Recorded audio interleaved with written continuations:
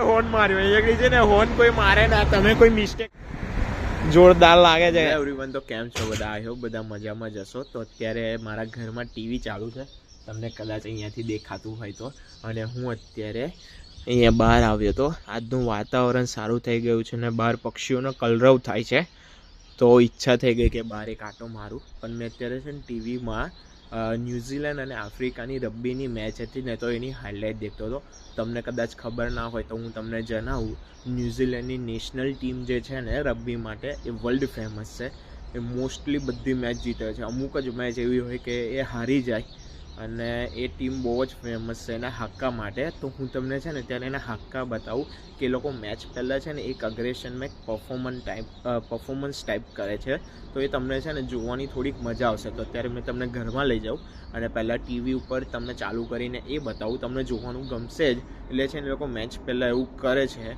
Dance type હોય છે એ લોકોનું અને અત્યારે વાતાવરણ મસ્ત થઈ ગયું છે ને તો આપણે બહાર બી એક આંટો મારવા માટે જઈએ ગાર્ડન સાઈડ અને બહાર બી કંઈક નવા જૂની હોય તો એ દેખીએ અને પહેલાં છે ને આપણે હક્કા જોઈ લઈએ તમને બી જોવાની મજા આવશે તો મેં તમને અત્યારે યુટ્યુબમાં પહેલાં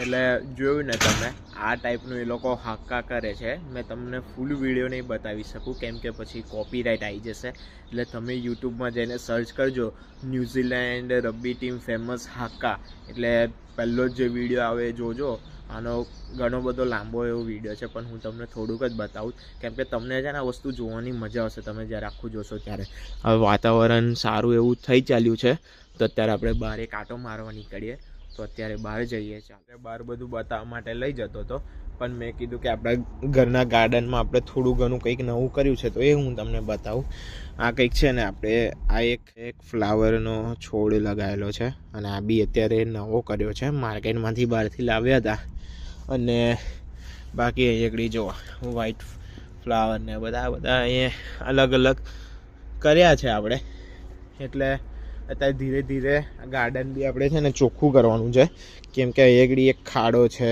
ને એવી રીતે અનઇવન છે તો એને છે ને થોડુંક સરખું કરી દઈશું પણ આપણી આ ફ્રેમ જે વાવાઝોડામાં તૂટી ગયેલી મેં કદાચ તમને કીધું હતું ને કે અહીંયા છે ને બહુ જોરથી વાવાઝોડું આવ્યું હતું તો આપણી છે ને ફેન્સિંગ પડી ગઈ છે હવે આપણા ઘરના જે માલિક છે ને એમને કીધું તો છે એટલે ઇન્સ્યોરન્સવાળા આવીને બધું જોઈ ગયા છે હવે ઇન્સ્યોરન્સ ક્લેમ થાય છે કે નહીં હવે ખબર નહીં પછી આવી બધું સીધું થઈ જશે ને તો આપણે અહીંયા આગળ છે ને એક હિંચકો મૂકી દઈશું તો ઉનાળામાં કેવું બહાર હિંચકા પર બેસાય ને એન્જોય કરાય અહીંયા બાર્બીક્યુને કંઈક બનાવવું હોય ને તો હિંચકા પર બેસાય અને બાર્બીક્યુને બધું બનાવીને કંઈ એન્જોય કરી શકાય બાકી જો આપણા જે મરચાં હતા ને મરચાંની અપડેટ આપી દઉં આ ખબર નહીં મેં જે દિવસથી તમને વિડીયોમાં બતાવ્યા છે ને મરચાં એ દિવસથી છે ને ખરાબ થઈ ગયું છે આ બધું પાના જો એના લબડી ગયા છે અને ખરાબ થતો જાય છે સુકાતો જાય છે જે મરચાં હતા ને એ બી ખાલી 2 જ મરચાં રહ્યા છે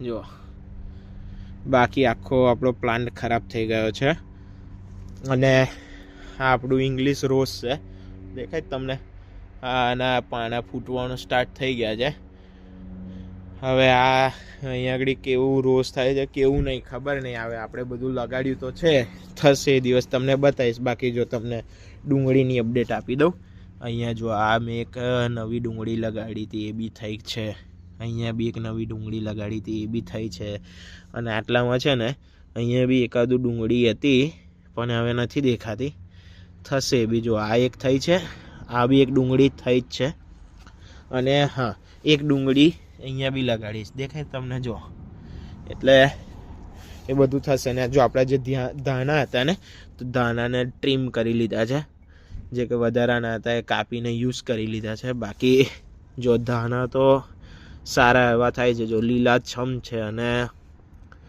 કમ્પ્લીટ જ એકદમ ધાણા જોરદાર થાય છે.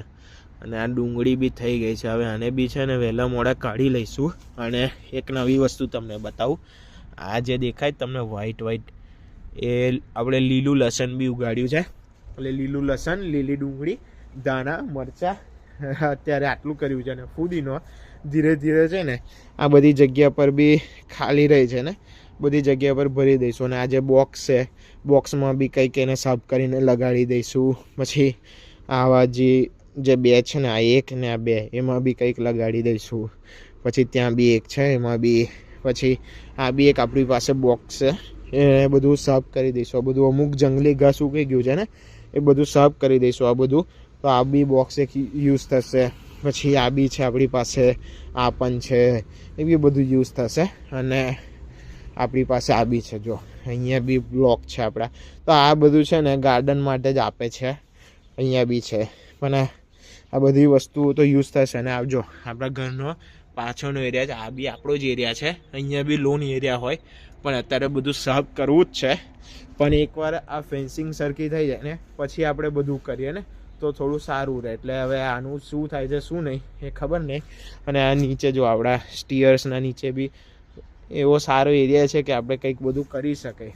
તો બધું એકવાર સાફ કરી એના પછી ધીરે ધીરે બધી નવી નવી વસ્તુઓ લાવીશું, ઉગાડીશું. આ એકવાર થઈ જાય એટલે એના પછી બધું આપણું એ છે.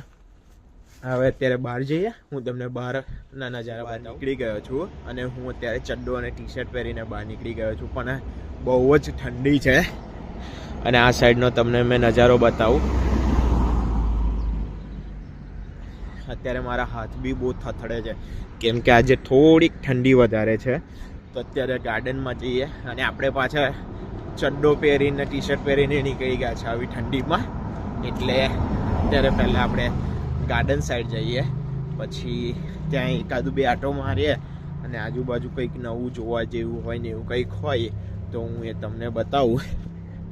બાકી અત્યારે તો નજારો જોરદાર જ થઈ ગયો છે અને ઠંડી લાગે છે. હા જો હા હારા અમુક છે ને આવો કચરો નાખીને જતા રહે. બાકી તો એકદમ ચોખ્ખું જો રોડ ઉપર બી તમને ના ધૂળ જોવા મળે ના કંઈ જ નહીં છે. એકદમ ચોખ્ખા ચટ રસ્તા જઈએ. એટલે અહીંયા નાનું ગાર્ડન છે આપણા ઘર પાસે. મેં કદાચ તમને વિડીયોમાં પહેલાં બતાવ્યું જ છે એ ગાર્ડન. પેલી એક આઇલેન્ડરનો કે કંઈનો એક જણ આવ્યો હતો 2 છોકરીઓને લઈને. તો એ 2 છોકરી અંદર કદાચ રબ્બી રમતી હતી, એટલે પ્રેક્ટિસ કરતા હતા. તો મેં કદાચ તમને એ વિડીયોમાં જ આપણા ઘર પાસેનું ગાર્ડન બતાવ્યું છે. પણ આજે ફરી મેં તમને બતાવી દઉં. તો આપણે ત્યાં જઈએ. ગાર્ડન પાસે પહોંચવા જ આવ્યા છે. અને અત્યારે છે ને મારે વેકેશન છે. એટલે હજુ તો હું જસ્ટ હમણાં જ આવ્યો છું, મહિનો જેવું જ થયું છે. અને કોલેજમાંથી વેકેશન આપી દીધું 17 દિવસનું. એટલે અત્યારે તો જોબ છે એટલે વાંધો નહીં, જોબમાં જઈશું તો ટાઈમપાસ થઈ જશે. પણ યુનિવર્સિટી હવે 17 દિવસ સુધી નહીં જવાય આપણાથી. એમાં તો અહીંયા કંઈ હોતું નથી, અઠવાડિયામાં 2 દિવસ જ જવાનું હોય છે. પણ આ બાકીના દિવસ જોબ છે એટલે મારા વર્કિંગ અવર બી વધી ગયા છે. પણ હવે ખબર નહીં, શોધવી પડશે નવી જોબ કે મને બાકીના અવર કોઈક જગ્યાએ સેટ થઈ જાય. પણ હવે અહીંયા જે જગ્યા પર જોબ કરું છું ત્યાં વાત તો કરી છે. હવે એ લોકો મને વધારે અવર આપે છે કે નહીં આપતા એ તો હવે મારે એમને પૂછીશ તો જ ખબર પડશે. અને બાકી આ સાઈડ તો અત્યારે આપણું પાર્ક આવી ગયો છે એટલે ત્યાં જઈએ. ચડીને આવવાનું છે એટલે વાર લાગે, ચાલતા ચાલતા ધીરું ધીરું ચાલીને આવવું પડે. અને આજે તો પાર્કમાં કોઈ જ નથી, કેમ કે આજે ઠંડી વધારે છે એટલે કોઈ બહાર આજે નીકળ્યું નથી. પણ મેં તો વાતાવરણ જોઈને જ બહાર નીકળી ગયો, કેમ કે અત્યારે જો વાતાવરણ છે, આખો પાર્ક ખાલી છે, કંઈ છે જ નહીં. હવે અહીંયા શું કરીશું ખબર નહીં. કોઈક હોત તો ટાઈમપાસ નહીં થઈ જતું. જો અહીંયા એક બર્ડ છે એ ઉડી ગયું. બાકી તમને નજીકથી બતાવું તો મેં છે ને તમને કીવી બર્ડ બતાવવા માટે બહુ ટ્રાય કરું છું, કેમ કે ન્યૂઝીલેન્ડનું ફેમસ બર્ડ છે ને, અહીંયાનું નેશનલ બર્ડ કહેવાય છે. જો સનસેટ થવાની તૈયારી જ છે. અમારે અહીંયા અત્યારે શિયાળાની સિઝન ચાલે છે ને, એટલે એમ શિયાળો પતવા આવ્યો એટલે સનસેટ થોડો જલ્દી થઈ જાય. બાકી જો કે તમને અહીંયાનું નેશનલ બર્ડ બતાવું કોઈક ને કોઈક વિડીયોમાં તો હું એને લઈ જ લઈશ, કેમ કે નેશનલ બર્ડ છે એટલે અહીંયા આગળ તો મળી જ જશે ચાલતા ચાલતા, અને ગમે તે રીતે મેં એને જોઈશ ને તમને બતાવીશ. પણ સાલું છે ને મેં તમને બહુ ટ્રાય કરું છું બતાવવાનો, પણ કંઈ બતાવાતું નથી. તો હું ટ્રાય તો કરું જ છું કે હું એને શોધું અને તમને બતાવું, કેમ કે એની છે ને પાંખો નહીં હોતી, એને ઉડી નહીં શકતું, જમીન પર જ ચાલી શકે એવું પક્ષી છે અહીંયા. એ અહીંયાનું રાષ્ટ્રીય પક્ષી કહેવાય છે. તો તમને એ બધું બતાવું, પણ જ્યારે મેં તમને બતાવવાનો ટ્રાય કરું ને ત્યારે કશે જતું રહે છે અને દેખાતું નથી. એકવાર મેં એને અહીંયા જોયું હતું આ જ જગ્યા પર, પણ ખબર નહીં એ બીજી વખત હવે અહીંયા દેખવામાં નહીં આવતું. દેખાશે કોઈક વાર તો બતાવીશ. કોઈ ગાર્ડનમાં છે નહીં તો એકાદ આટો આપણે મારી લીધો છે. હવે વિચારું છું કે અહીંયાથી કંઈક બીજી સાઈડ જાઉં અને તમને બીજું કંઈક નવું બતાવવાનો ટ્રાય કરું. જો બાકી અત્યારે વેધર સન્નાટો થઈ ગયો છે અને ઠંડીનો માહોલ છે અત્યારે ફૂલ જ, એટલે તમને અહીંયા કોઈ જ કરતાં કોઈ જ જોવા નહીં મળતું અત્યારે ચાલતા. બાકી બધા ગાડીઓ લઈને તો જાય એમાં હીટર ચાલુ કરીને, અને હું આવી ઠંડીમાં ચડ્ડો પહેરીને બહાર નીકળી ગયો છું. ઠંડી મને ગમે, પણ આજે થોડી વધારે ઠંડી છે. મારા બી હાથ થથડે છે, કેમેરો કેવી રીતે હોલ્ડ કર્યો છે બેરે. મને એવું હતું કે વિડીયોની ફોટેજ બરાબર નહીં આવે, કેમ કે મારો હાથ ઊંચો નીચો થયા કરે ને હલ્યા કરે. જો સામેના ઘરે કોઈકે મેટ્રેસ બહાર મૂકી દીધી છે, પણ આ મેટ્રેસ આવીને આવી જ રહેશે, કોઈ લઈ જ નહીં જાય, કેમ કે એમાં છે ને પેલા શું કહેવાય આપણે બગ્સ, પણ કયા બગ્સ કહેવાય, એ અંદર પડી જાય તો આપણો બૈડો ફૂલાડી દે. મેં તમને કદાચ આના પહેલાંના વિડીયોમાં કીધું હતું. હા, માકડ એવું કંઈક કહેવાય છે એને, તો એ પડી જાય ને, એટલે આ અહીંયાથી જનરલી કોઈ લે નહીં, આવીને આવી જ રહેશે. કદાચ પછી આ કંટાળે છે ને તો કચરામાં નાખી દે. ગાડી કેવી દેખાય છે ને, આપણી વેગેનાર જેવી લાગે છે. આ કંઈ અલગ જ ગાડી છે. કઈ કંપનીની છે આ હું ટ્રાય કરું છું, નથી દેખાતી. કદાચ હ્યુન્ડાઈ છે, આપણે જોઈએ. ઉભા સિગ્નલ ઓપન થયું છે, એલી જતી નહીં. અને લોકો હું વિડીયો શૂટ કરું છું ને તો અહીંયા જોયા કરે છે. ટોયટાની ગાડી છે, પણ પેલા પાછળવાળાએ હોર્ન માર્યો. અહીંયા છે ને હોર્ન કોઈ મારે ના, તમે કોઈ મિસ્ટેક કરો ને તો પાછળવાળો હોર્ન મારે. બાકી આ ગાડી જો જોરદાર લાગે છે. મિત્સુબિશીની છે ગાડી, પેલી સ્પોર્ટ ટાઈપની લાગે છે ને, મિત્સુબિશી કંપનીની ગાડી. પેલા ખરું હોર્ન માર્યું. અહીંયા કોઈ જનરલી હોર્નનો યુઝ ના કરે, પણ મેં વિડીયો બનાવતો હતો ને તો અહીંયા મને જોયા કરતી હતી, તો પેલા એ હોર્ન મારી આપ્યું. અહીંયા હોર્ન મારો ને એટલે એવું કે તમે છે ને સામેવાળાને ગાર્ડ આપી. એટલે હવે મારી આગળ કોઈ ગાડી ચલાવ તો એનું પાછળથી હોર્ન મારું ને તો પેલો આગળવાળો એવું સમજે કે મેં એને છે ને ગાર્ડ બોલ્યો, એટલે અહીંયા હોર્ન ના વગાડાય. કંઈક એવું હોય એ સામેવાળો મિસ્ટેક કરે તો જ એને હોર્ન મારવાનું. એટલે પેલી મને જોયા કરતી હતી તો પાછળવાળાએ હોર્ન મારેલું કે ભાઈ તારું સિગ્નલ ખોલી ગયું, જા, અમારે કેમ હેરાન કરે. આટલું જ રાખીએ. આ વિડીયોને લાઇક કરી દેજો, ચેનલને સબસ્ક્રાઈબ કરી દેજો.